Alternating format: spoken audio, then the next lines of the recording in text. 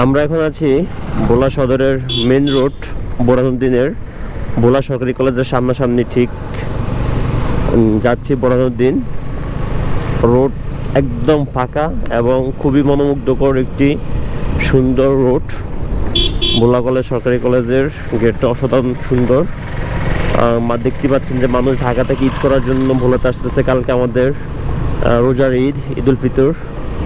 ইনশাল্লাহ আমরা আদায় করবো সবাই একসাথে মিলে। আমাদের ঈদুল ফিতরটাও খুব চমৎকার হবে ইনশাল্লাহ, আশা করতেছি। বাকি সবচেয়ে আশ্চর্য হয়ে আগে চাঁদপুর ছিল, যে তারা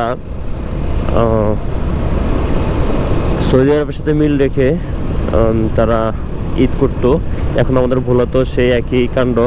তো আমরা যেই দেশে যাচ্ছি এখন, সেখানে যেতে হলে কোনো ভিসা পাসপোর্ট কিছুই লাগে না, কারণ তারা তো আমাদের দেশের মানুষ না, তারা সৌদি আরবের মানুষ।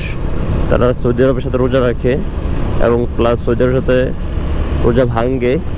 এই জিনিসটা গতকালকে আমি যখন RTV, কালবেলা নিউজ, যমুনার নিউজ, যে সমস্ত নিউজগুলো ছিল সবগুলোতে পড়ছে, আমি আশ্চর্য হয়ে গেছি। প্রায় 5,000 মানুষ তারা ঈদ করছে, অথচ শরিয়া বলছে যে তোমরা চাঁদ দেখে ঈদ করো, তোমরা চাঁদ দেখে রোজা রাখো। সেটা যে কোনো দেশের সাথে কোনো মিল নেই, মিল রাখার প্রয়োজন নেই। কিন্তু আমাদের ভিতরে কতটুকু আমরা জানি না, কবে আমরা শুধরাবো। দিন যত ঘনাচ্ছে এবং দিন যত যাচ্ছে, আমাদের ভিতরে মনুষ্যত্ব এবং আমাদের ভিতরে বিবেকবোধ কমে যাচ্ছে। এগুলো আসলেই খুবই দুঃখজনক ব্যাপার। আল্লাহ সবাইকে হেদায়েত দান করুক।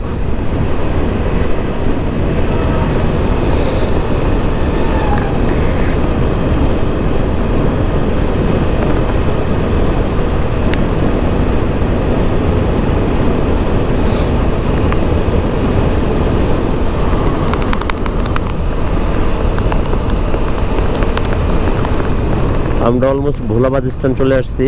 একদম পুরা ফাঁকা, কোনো ভিড় নেই। বাকি সবসময় এখানে খুব ভিড় থাকে, আজকে টোটালি এখন সকালবেলা ভিড় নাই বললেই চলে।